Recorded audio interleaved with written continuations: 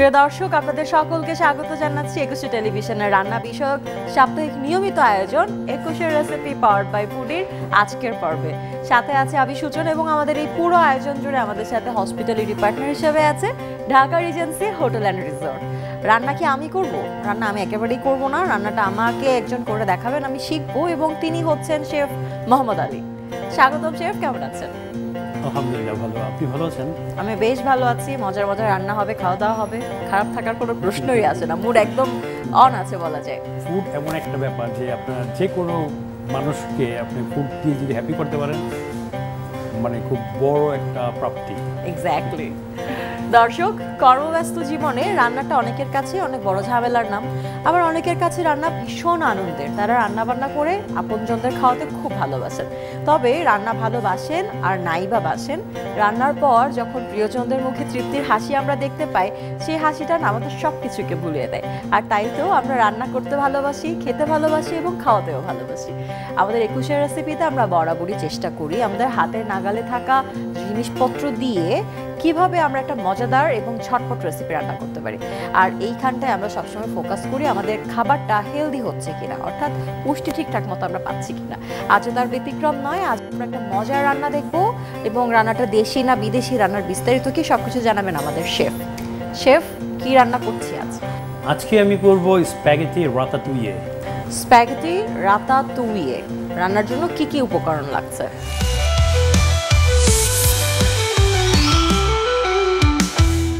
যেহেতু স্প্যাগেটি রাতাতুয়ে, তো স্প্যাগেটি আমার এখানে মূল ইনগ্রেডিয়েন্টস।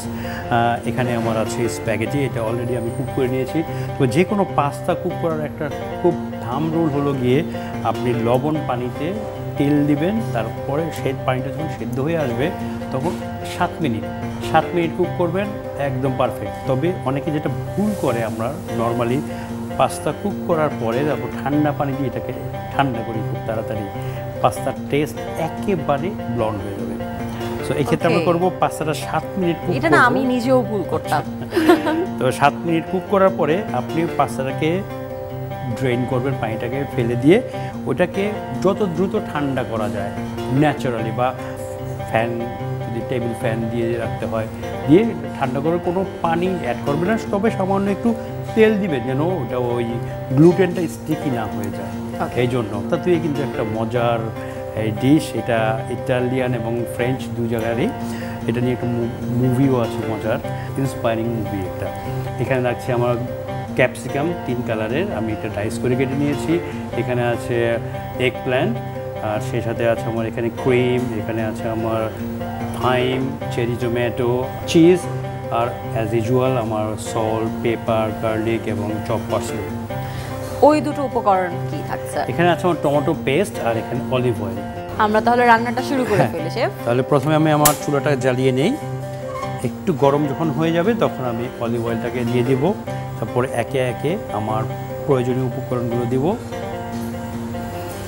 সো প্রথমে আমি দিয়ে নিচ্ছি, এখানে আমি একটু অলিভ অয়েল। হ্যাঁ,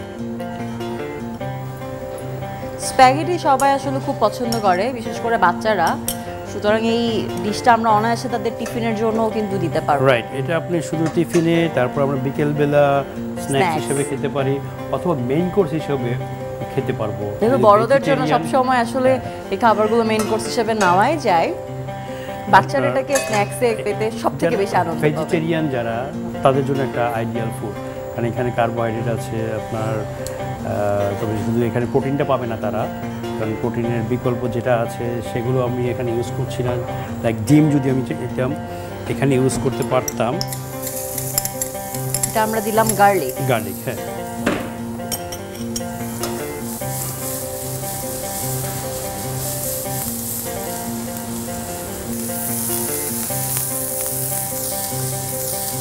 এখন আমরা কি দিচ্ছি?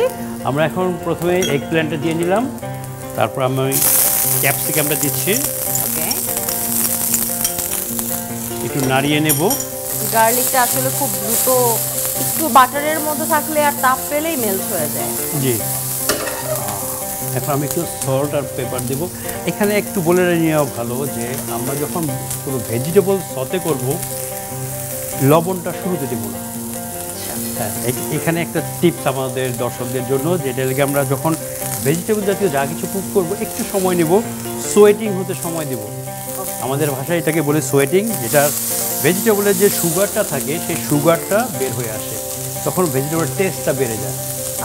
আর যদি শুরুতে আমরা সল্টটা ইউজ করি তাহলে ওই সুগারটা আর বের হয় না।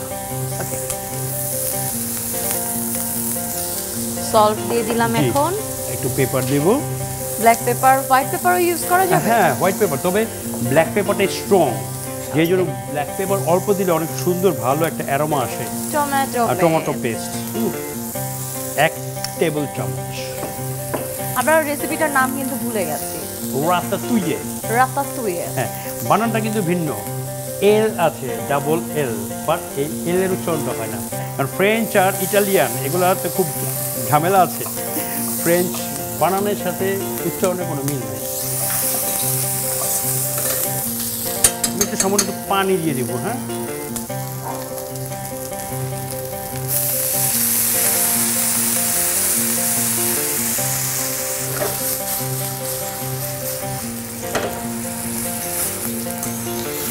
এটা কতক্ষণ লাগতে পারে পুরোটা?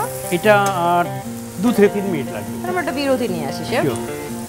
দর্শক, রান্না হচ্ছে স্প্যাগেটি রাতাতুইয়ে এবং রান্না হতে একটু সময় লাগবে। নিচে ছোট্ট একটা বিজ্ঞাপন বিরতি, কোথাও যাবে না, ফিরছি বিরতির পরে। দর্শক, বিরতির পরে আবারও ফিরে এলাম আপনাদের প্রিয় আয়োজন 21-এর রেসিপি নিয়ে। রান্না করছিলাম স্প্যাগেটি রাতাতুইয়ে। দেখি চলুন রান্নার কি অবস্থা। শেফ, কি অবস্থা এখন? আমার অলমোস্ট ডান, তো 1 মিনিটের মতো লাগবে। ইন দ্য মিন টাইম আমি একটু আমার থাইম দিয়ে দিচ্ছি, সুন্দর একটা অ্যারোমা আসবে। রান্নার অনুষ্ঠান করতে করতে অনেক কিছু নাম জেনে ফেলেছে। আগে যেটা হতো, এই ইনগ্রেডিয়েন্টস গুলোর নাম মানে আমি খেয়েছি কিন্তু আমি জানতাম না। আর রান্নার অনুষ্ঠান শুরু করার পরে এত কিছুর নাম জানলাম, এত হার্বসের নাম জানলাম, রিয়েলি আমি নিজের প্রতি নিজেই প্লিজ হয়ে যাচ্ছি শেফ। আমার তো মনে হয় আমি আমার চেয়ে অনেক আইটেম বেশি জানেন আপনি। না, এরকমটা না, মানে পরিচিত হয়েছেন ঠিক না দীর্ঘ ক্যারিয়ারে। এবারে কি করব আমরা? এখন আমি আমার পাস্তাটা এখন এর সাথে অ্যাড করব। সেদ্ধ করা পাস্তা আমরা দিয়ে দিচ্ছি এখন।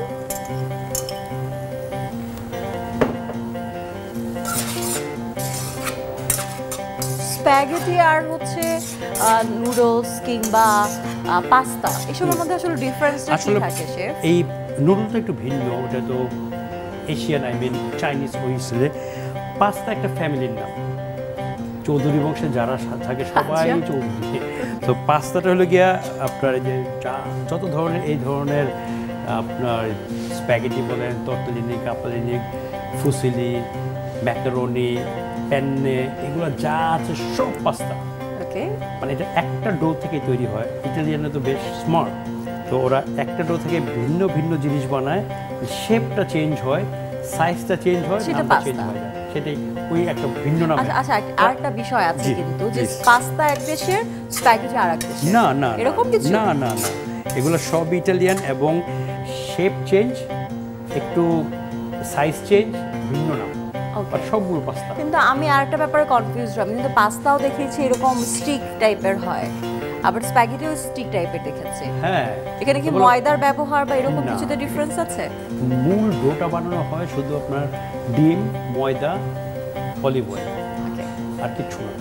এই একটাই ডো, বললাম না, একটা ডো দিয়ে প্রায় 250 ধরনের পাস্তা হয়। 250 ধরনের পাস্তা, ও মাই গড। আচ্ছা, চাইলে দর্শকরা কিন্তু মানে এই পাস্তা কিংবা স্প্যাগেটিও বাসায় বানিয়ে ফেলতে পারে, তাই না? হ্যাঁ, পারবে, হ্যাঁ। বাসাতে আমরা তো অনেক সময় হোমমেড পাস্তা করে থাকি।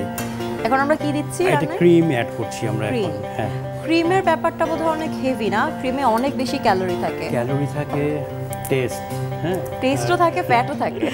ফ্যাটটা এটা মানে ক্ষতিকর ফ্যাটটা কম, দুধের ফ্যাটটা ক্ষতিকর ফ্যাট কম, মাংসের উপরিভাগে যে ফ্যাটটা থাকে সেটা ক্ষতি করে বেশি আমাদের। তবে একটু বলে নিব যে মাংসের ভেতরে কিছু ফ্যাট থাকে, যেটা স্টেকের ভিতরে আমরা পাই, যেটা আমরা বলি মার্বেলিং, সেটা কিন্তু খুব উপকারী ফ্যাট, ওটার মধ্যে প্রচুর ওমেগা 3 থাকে। স্প্যাগেটিটা এখন কালার চেঞ্জ হয়ে গেছে, খুব ভালো লাগছে, রোজ টাইপের একটা কালার, আর সাথে টমেটো পেস্ট মিক্স হয়ে সুন্দর কালার এসেছে। অলমোস্ট আমার প্রায় শেষের দিকে। সুন্দর রান্না দেখছি, খাবারটার কালার এত সুন্দর এসেছে, ওর মধ্যে আসলে ভুলে গিয়েছিলাম আপনি কিন্তু রাতাতুইয়ের কথা যখন বলছিলেন, রাতাতুই ইটসেলফ ইজ আ ডিশ আপনি জি। বলছিলেন, এবং রাতাতুই নিয়ে একটা সিনেমাও আছে। হ্যাঁ হ্যাঁ, এটা এই খুব সিনেমার গল্পটা যদি অ্যাওয়ার্ড বলতেন। উইনিং একটা মুভি, সেটা হলো আমাদের প্রায় সব শেফ এই মুভিটা দেখা। এটা হয়ে গেছে যে শেফদের জাতীয় সিনেমা। যে এটা খুব মজার এবং খুব শিক্ষণীয়, যে একটা ইঁদুর হলে কি এটা মেইন ক্যারেক্টার, ইঁদুর মেইন ক্যারেক্টার, তাও আবার এটা হচ্ছে শেফদের জাতীয় সিনেমা। কিচেনের মধ্যে ইঁদুর ও হলো মাতবর, ও হলো গিয়ে মানে পুরো কিচেন কন্ট্রোল করে। মানে এটা খুব ফানি এবং খুব শিক্ষণীয়, যে দেখতে পারো, মানে ইউটিউবে আছে, খুব মজা, মানে ভালো লাগবে। তো একটা শেফ থাকে, ও মানে খুব ভয় পায় রান্না করতে, বাট ওকে গাইড করে একটা ইঁদুর, ওই টুপির ভিতরে ইঁদুর লুকায় থাকে, ও ভিতর থেকে চুল টেনে টেনে ওকে কন্ট্রোল করে। মানে আমার টুপির ভিতরে ইঁদুর নাই, এটা কনফার্ম। আমরা দেখতেও যাইনি যদিও। কিচেনের কাজটা হয় কি, যে খুবই আমরা ভয়ঙ্কর ব্যাপারগুলো নিয়ে কাজ করি, লাইক আমরা শার্প নাইফ, তারপর ফায়ার, এই আগুনের মধ্যে থাকে আমরা গরম পানি, গরম তেল, প্রত্যেকটা জিনিস কিন্তু এলিমেন্ট আমাদের মানে মারাত্মক ভয়ের কারণ।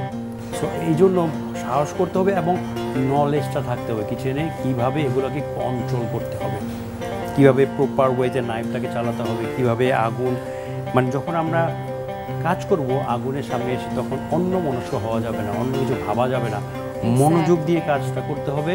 এতে ওই বললাম না যে আন্তরিকতা থাকতে হবে রান্নার, আন্তরিকভাবে যদি রান্না করি সেই রান্নাটা টেস্টটা কিন্তু Tasty আসলে হবে, বেড়ে যায়। different. বরাবর রান্নার এখন কি হ্যাঁ, অবস্থা শেফ? রান্না অলমোস্ট আমার ডান। এখন একটা আমি বিরতি কি আমরা নিতে পারবো? হ্যাঁ হ্যাঁ হ্যাঁ, দর্শক, রান্না করছি ইটালিয়ান ডিশ স্প্যাগেটি রাতাতুয়ে। কোথাও যাবে না, নিচে ছোট্ট একটা বিজ্ঞাপন বিরতি। বিরতির পরে কিন্তু রান্না ডান হয়ে যাবে। ফিরছি বিরতির পরে। দর্শক, বিরতির পরে আবারও ফিরে এলাম আপনাদের প্রিয় আয়োজন 21 রেসিপি পাওয়ার্ড বাই ফুডির আজকের পর্বে। এবং পুরো আয়োজন জুড়ে আমাদের সাথে আছে hospitality partner Dhaka regency hotel and resort, সাথে আছে আপনাদের হোস্ট আমি সূচনা, এবং আছেন শেফ মোহাম্মদ আলী। দেখা যাক শেফের রান্না কতদূর। বলেছিলেন রান্না শেষ হয়ে যাবে, রান্না কি শেষ শেফ? অলমোস্ট। এখন আমি আরেকটু ক্রিম অ্যাড করব চিজ দেওয়ার আগে। ক্রিম ব্যাপারটা এত ভালো লাগে, আমার ক্রিম খালিও খেয়ে ফেলা যায়, ভীষণ মজা। সব আর সাথে বয়সী cheese। সব বয়সী মানুষকেই অ্যাট্রাক্ট করে। আর আমি কিছু ফ্রেশ যত বেশি ফ্যাট তত বেশি মজা। আসলে চিজ না, আমরা কিন্তু একটা ভুল করি, চিজের যে ফ্যাট সেটা কিন্তু উপকারী ফ্যাট, চিজ কিন্তু কখনোই মানে ক্ষতিকর Okay. না, এটা উপকারী। আরো ইন্সপায়ার্ড হয়ে গেলাম। হ্যাঁ, আমরা মানে অনেক কিছু যে না জেনে আমরা ভয় পাই, আর যেটা আমাকে অ্যাভয়েড করা দরকার সেগুলো কি থাইম আমরা দিয়ে দিলাম না, জি জি। আমরা থাইম দিয়ে দিলাম। তো আমার ডান। হ্যাঁ, আমি চুলাটা বন্ধ করে দিলাম। দর্শক, শেফ বলেছেন রান্না কিন্তু ডান। আর রান্না ডান হলেই হবে না, রান্নাটাকে ঠিকঠাক সার্ভ করতে হবে, কেননা দেখতে যদি ভালো না লাগে খেতে খুব একটা মজা লাগবে না, আর খেতে যদি মজা না হয় রান্নার তৃপ্তিটাও কিন্তু আসবে না। আর তাই খাবারটাকে ঠিকঠাক সার্ভ করতে হবে। চলুন সার্ভ করি স্প্যাগেটি রাতাতুয়ে।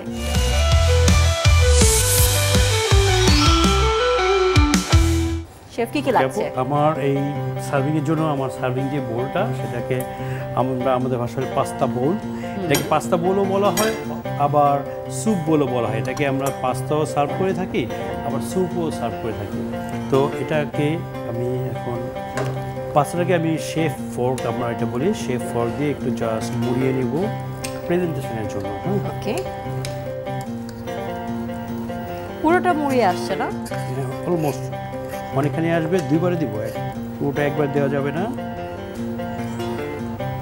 ওয়াও, সুন্দর রোল হয়ে এলো।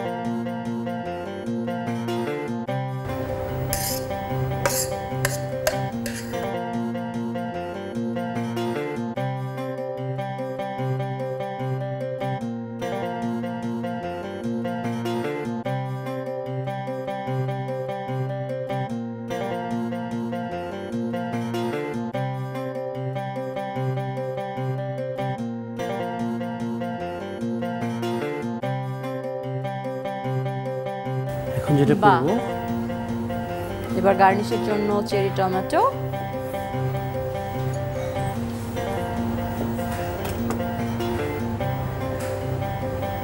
ফুল ভেজিটেরিয়ান ফুড। এখানটায় কোনো রকম প্রোটিন এক্সট্রা কালেক্ট মানে মিক্স করা হয়নি। এটা আমরা দিলাম থাইম পাতা না? না, এটা আমার পার্সলে। তো হয়ে গেল আমার spaghetti ratatouille. Spaghetti ratatouille for you. Thank you so much. Spaghetti ratatouille নামটা বেশ কঠিন কিন্তু ইজি একটা রেসিপি, বেশ ভালো লেগেছে আমার, আশা করছি আপনাদেরও ভালো লেগেছে। কিন্তু রান্না ভালো লাগলে হবে না, রান্নাঘরের ঝামেলাতেও কমাতে হবে। আর রান্নাঘরের ঝামেলা কমানোর জন্য আমাদের এই প্রয়াস, আমাদের পক্ষ থেকে আপনাদের জন্য থাকছে স্পেশাল টিপস। চলুন দেখিনি 21 রেসিপিতে আজ আপনাদের জন্য কি স্পেশাল টিপস আছে। শেফ, কি টিপস থাকছে আমাদের দর্শকদের জন্য?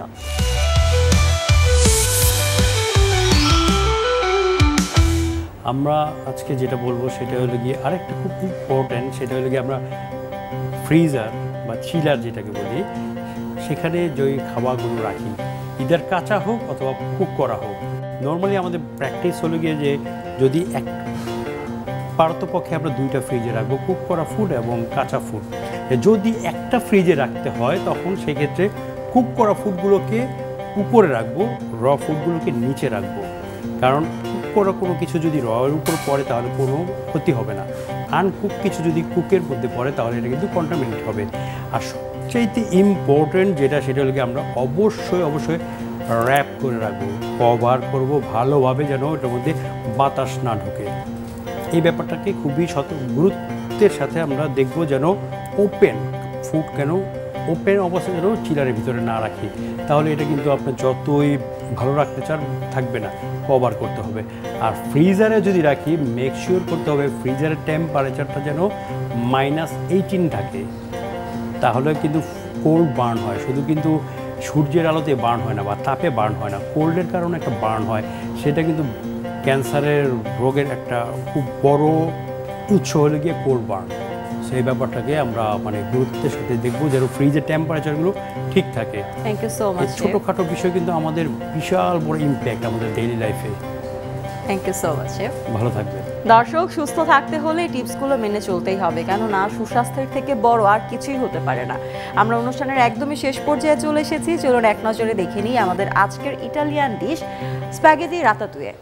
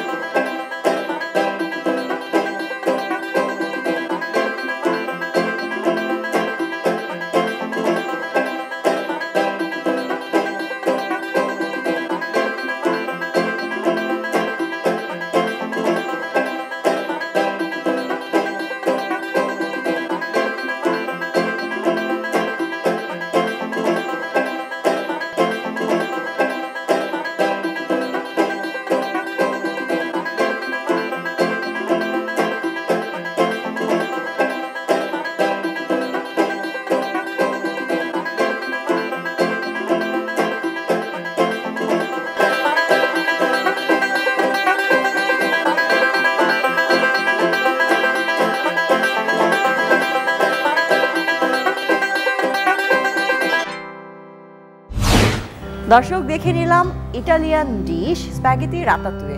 আশা করি ভালো লেগেছে, বাসায় ট্রাই করতে ভুলবেন এবং আমাদের অবশ্যই জানাবেন কেমন লেগেছে।